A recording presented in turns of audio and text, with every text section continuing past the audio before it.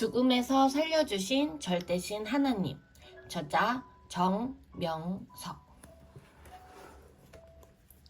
21번째 사연. 도깨비 6호 작전에서 겪은 3번의 죽을 고비 이야기. 미군 팬텀기의 폭격으로 마을이 쑥대밭이 되었다. 1968년 2차로 베트남에 다시 가서 도깨비 6호 작전을 수행할 때 있었던 일이다. 막강한 군사력을 가진 월맹군 제5사단의 한 연대가 뚜이호와 북쪽 해변가에 자리 잡고 있는 미군 비행장을 공격하려고 미탄 마을에 들어왔다는 것이다. 이 정보를 받은 도깨비 28년대는 모두 총동원하여 작전하기로 했다.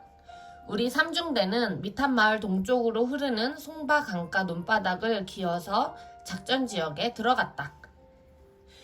이후에 안 일이지만 그때 우측 대나무 숲에 월맹군 600명이 숨어 있어 그들이 공격했으면 엄청난 사람들이 죽었다.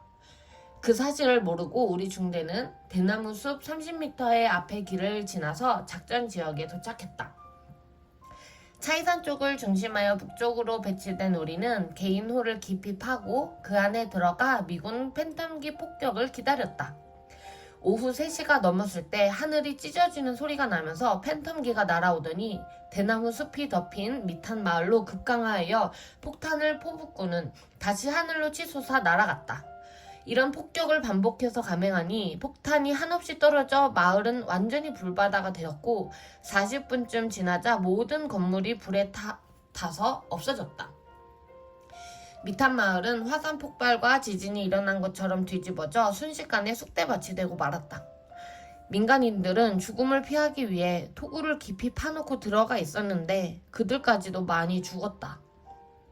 바람이 부니 화약 냄새와 함께 고기 굽는 냄새가 날아와 코를 찔렀다. 돼지와 소가 타 죽은 냄새, 사람이 타 죽은 냄새들이었다. 나는 잿더미로 변한 마을을 쳐다보며 허탈감을 느꼈다. 또 인간의 쓰라린 죽음을 보며 인생의 허무함을 깨닫고 어떻게 해서라도 생명을 살려야겠다고 생각했다. 적을 먼저 보고 총을 쏴버려서 우리 위치를 들킬 위험에 처했다. 낮에 민군 팬텀기가 거센 폭격을 가했지만 우리 중대는 긴장의 끈을 놓을 수 없어 철저히 야간 경계에 들어갔다. 이날 밤 9시가 되면서 옆 중대에서 산발적인 총소리가 들리더니 10시경에 내 옆에서 갑자기 10여 발의 총소리가 났다. 우리 1소대, 이 분대원 중 하나가 적 2명이 오는 것을 먼저 보고 자기도 모르게 쏴버렸던 것이다. 그런데 현장을 확인했을 때 사살된 2명 중 1명은 총이 있고 다른 1명은 총이 없다고 했다. 월맹 정규군인데 총이 없을 리가 만무했지만 주변을 둘러봐도 어두워서 잘 보이지 않으니 확인되지 않았다. 그래서 총 일정을 노획했다고 중대장에게 보고하니 우리 중대가 이번 작전에서 첫 전과를 세웠다고 좋아하며 나머지 총도 찾아내라고 했다. 그래서 우리 2분대 전원이 호에서 나와 한 정의 총을 서로 찾겠다고 조명탄 아래로 다녔다. 자꾸 앞으로 나아가며 총 찾는 데만 정신을 쏟고 있는 사이 월맹군 200명 이상이 우리 쪽으로 포위망을 뚫기 위해 기어오고 있었다. 이를 발견하는 순간 우리 모두 즐겁하여 되돌아 황급히 진지에 들어갔다. 우리가 생각한 것과 달리 상황이 뒤바뀌니 모두 긴장하고 당황하지 않을 수가 없었다. 하나님이 적들의 눈을 어둡게 하여 나와 전우들을 지켜주셨다. 아까 앞서 오다 총에 맞은 2 적은 천병인 것이 분명했다. 나중에 알고 보니 우리 분대가 총 한 자루를 찾겠다고 샅샅이 뒤지며 다닌 곳은 월맹군 95연대 4대대가 숨어있는 지역으로서 20m도 채 떨어지지 않은 곳이었다. 약 600명의 대규모 적들이 코앞에 잠복해 있으리라고는 전혀 예상하지 못했다. 그때 월맹군들은 논바닥 한가운데에 은신해 있었는데 처음엔 거기 하얗게 말라 서있던 벼 줄기들이 시선을 가려준 것 같았다. 그러다 우리가 조명탄을 쏘아 올리며 가까이 다가갔을 때는 그들도 알아채고 충분히 사격할 수 있었는데 이상하게도 조용히 납작 엎드려 있기만 했다. 이날 하나님이 함께하사 적들을 감동시켜 공격하지 않게 해주신 것이다. 만약 그들이 공격했다면 우리 2분대뿐 아니라 소대와 중대 전체가 그 자리에서 전멸당했을 텐데 하나님이 그들의 눈을 어둡게 하고 판단을 흐리게 하여 나와 전우들을 죽음에서 살려주셨다. 하나님이 내 편이 되시어 이날 밤 승리하게 하셨다. 이날 밤 이때부터 치열한 상황이 벌어지기 시작했다. 그들은 사생 결단을 하고 차이산이 가까운 우리 삼중대 쪽으로 포위망을 뚫고 나가려 그야말로 벌판에 시커멓게 기어나오고 있었다. 우리 1소대는 모두 겁이나 호에서 뛰쳐나와 집중사격을 퍼부었다. 그러나 하늘의 표상이 나까지 잔인하게 행한다면 하나님이 내 편이 되어 승리하게 해주시지 않을 것을 알기에 나는 적에게 공포와 두려움만 주는 사격을 하여 도망가게 했다. 유탄 발사기는 가까이 못 쏘니 적 멀리 대지에서 터지는 소리가 요란하게 들렸다. 얼마 지나지 않아 그 까맣게 밀려오던 월맹군들이 방향을 돌렸다. 앞에서 엄청난 사람들이 쓰러져 죽자 살아남은 적들은 우리의 포위망을 뚫지 못하고 결국 방향을 돌려 좌측으로 기어 도망가고 있었다. 적들은 도망가기 바빠서 총을 쏘지는 않았다. 잠시 동안 초긴장을 하고 있는데 내 옆에서 베트콩이다! 코앞에 기어온다! 쏴라! 하여 온 소대는 다시 사격을 시작했다.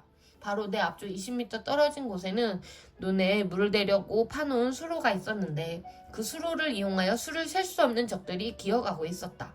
우리 소대원들은 사정없이 총을 쏴대고 수류탄을 까 던졌다. 그야말로 아수라장이었다. 기어가던 적들이 아군의 총에 맞아 엎어져 죽으면서 시체가 하나둘씩 포개져 쌓이고 있었다. 조명탄이 터지면서 주위를 환히 비추니 다 보였다. 내가 적의 가슴에 잔인하게 사격을 가하지 않아도 하나님이 내 편이 되시어 이날 밤 승리하게 하심을 알았다. 전쟁은 하나님께 달려있다. 하나님을 의롭게 섬기며 사랑하는 자가 어느 편에 있느냐에 따라 승패가 좌우되는 것이다. 우리 중대가 작전 지역을 찾아 대나무 숲을 지나갈 때 그곳에 적들이 잠복하고 있었다. 그런데 낮에 그렇게도 미군 팬텀기들이 와서 폭격을 퍼부었는데 이 월맹군들이 어디에 숨어 있다가 밤에 포위망을 뚫으려 구름같이 밀려왔는지 알 수가 없었다.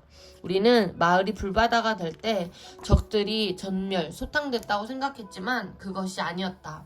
알고 보니 월맹군들은 미군 팬텀기 폭격이 있기 전에 민간인들보다 먼저 마을에서 동쪽으로 도망가 미탄 마을의 끝 쪽 대나무 숲에 숨었던 것이다. 우리에게는 적이지만 하나님께는 적이 아니니 하나님은 이들의 생명도 불쌍히 여기고 대나무 숲을 이용해 모두 피하게 하신 것이었다. 그곳은 우리 삼중대가 도깨비 6호 작전을 하기 위해 처음 작전 지역에 투입될 때 지나왔던 곳이다. 월맹군들이 도망가서 마을의 동쪽 끝 대나무 숲에 숨었는지도 모르고 우리는 작전 지역을 찾느라고 그 대나무 숲 앞으로 가까이 붙어갔었다. 해가 서산이 뉘엿뉘엿 탈 때였는데 우리는 그 대나무 숲에 600명 넘는 적들이 잠복해 있다는 것을 전혀 몰랐다. 만약 그들이 총을 한 발씩만 쐈어도 우리 삼중대는 모두 전멸할 뻔했다.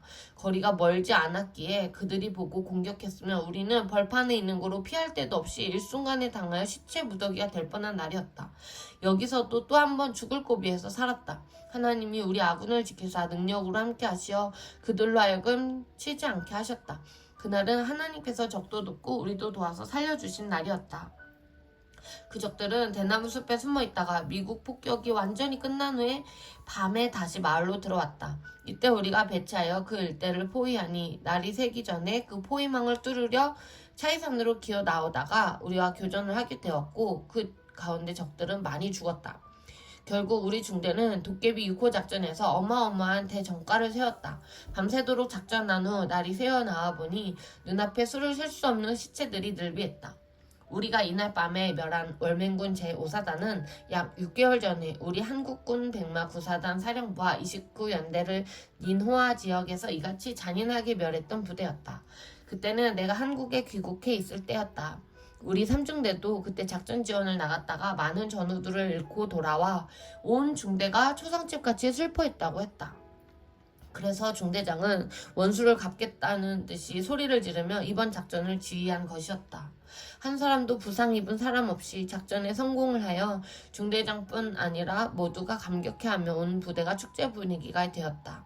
나와 함께 하신 하나님이 작전을 승리케 하셨음을 나는 누구보다 깨닫고 감사했다. 도깨비 6호 작전에서 3번이나 죽을 뻔했는데 하나님이 살려주셨다. 이 작전을 하는 동안 나는 3번의 죽을 고비에서 살았다. 3번이나 꼭 죽을 것이었는데 그때마다 하나님이 살려주신 것이다. 첫째, 우리 부대가 사살된 적의 총을 찾겠다고 조명탄 아래 다녔을 때 월맹군들은 논바닥에 은신해 있었기에 우리를 알아채고 공격할 수도 있었는데 하나님이 눈을 가려 막아주셨다. 둘째, 포위당한 적들이 아군의 포위망을 뚫으려 구름대같이 밀려 나왔어도 내가 있는 곳에 포위망을 뚫지 못하게 해주셨다. 적들이 도망가면서 우리 소대 쪽으로 그대로 덮쳤으면 우리도 죽고 그들도 죽었다. 그때 나는 계속 하나님을 부르며 기도했다. 하나님께서 응답하사 내 편이 되어 아군을 지켜주시고 적들은 다른 곳으로 인도하여 빠져나가게 해주신 것이었다.